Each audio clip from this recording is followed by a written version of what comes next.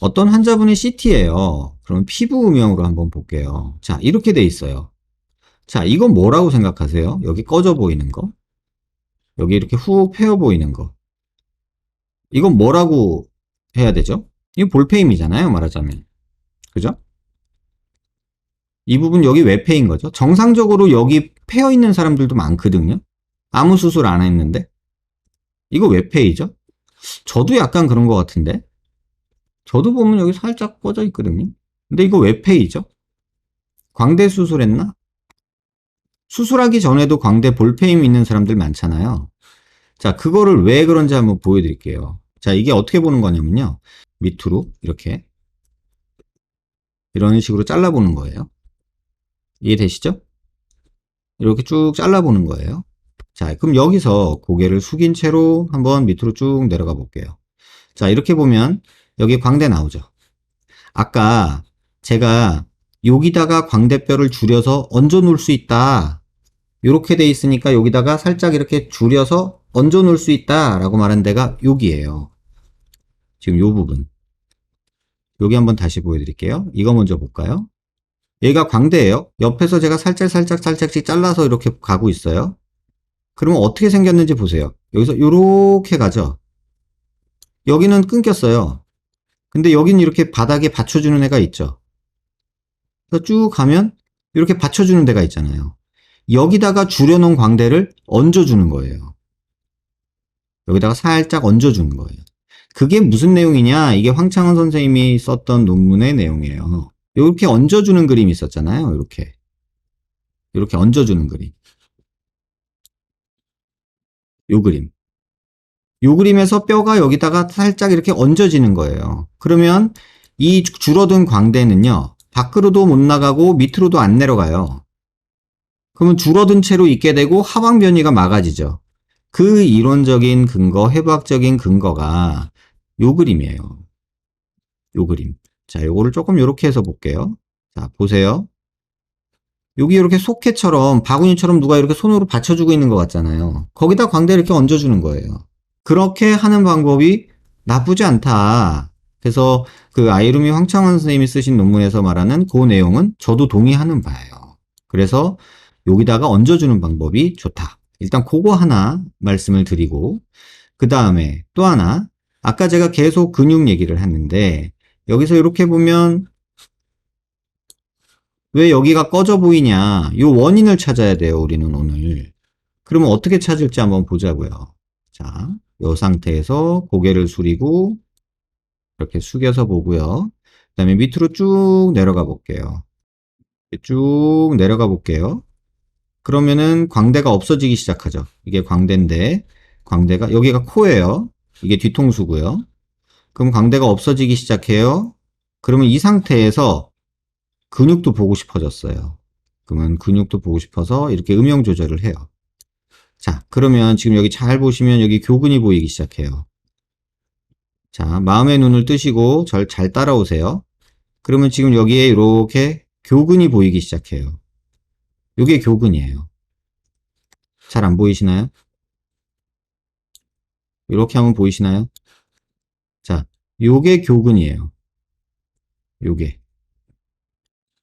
마세터 머슬이라고 하는 게 요 녀석이에요.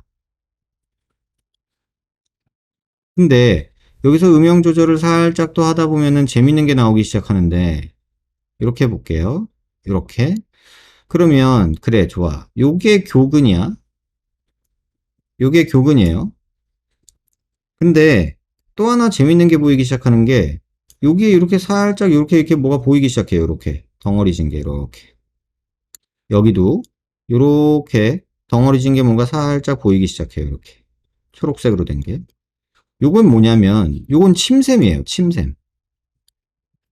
그런데 또 이렇게 조금 더 내려가다 보면요,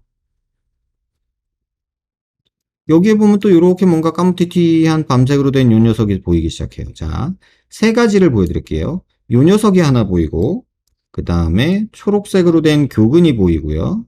요게 교근. 그 다음에 파란색으로 된 침샘이 이렇게 보여요. 이거 보이시죠?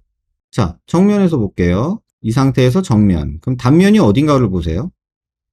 여기 볼거진데 여기 있네. 볼거진데 여기 있죠. 이렇게 돌려서 보면, 다시 보면, 피부명으로 보면, 여기 볼거진데 여기죠. 자, 볼거진데 여기죠. 자, 그럼 볼거진 데가 지금 여기란 말이에요. 여기가 꺼져 있어요. 그럼 어디서 꺼져 보이는 건지 여러분이 한번 보시면 돼요. 고개를 숙여놓고 음영을 바꿔볼게요. 이렇게 바꿔놓으면, 자, 보이시나요? 볼이 여기 꺼져 있죠. 볼이 여기가 이렇게 꺼져 있고, 여기는 좀 튀어나와 있고요. 또 여기는 튀어나와 있고, 이렇게 꺼져 있죠. 자, 여기가 꺼져 있죠. 요거 보이시죠? 그러면 잘 생각해 보세요. 교근이 이렇게 있고, 그 다음에 침샘이 이렇게 있고, 그 다음에 심부볼 지방이 이렇게 있어요.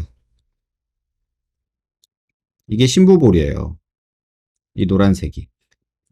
그럼 왜 꺼진 거예요? 귀밑샘이 너무 크거나 심부볼 지방이 너무 많거나 또는 교근이 작거나 해서 생긴 거예요.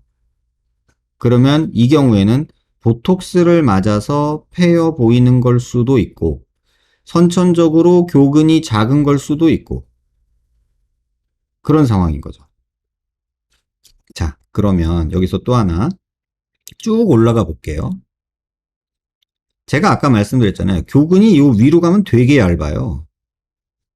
되게 얇아지죠. 여기만 한번 보실게요. 내려가 보면 올라가면 올라갈수록 교근은 되게 얇아지죠. 근데 밑으로 내려가면 내려갈수록 교근이 두꺼워지기 시작하죠. 여기 두께가 여기 두꺼워지기 시작하죠. 이렇게. 근데 요쯤 끝에쯤 내려가면 치아, 아래 치아 있는 정도, 이 아랫입술 있는 정도, 여기까지 내려가면 어떤 일이 벌어지냐? 침샘이 훨씬 크고요. 교근은 작고요. 심부볼이 이렇게 있는 이런 상황이 벌어지죠. 이런 식으로 이게 단순히 뭐 광대뼈 수술 안 한 분이거든요, 이분은. 그런데도 볼이 패인 부분이 있을 수 있다는 거예요.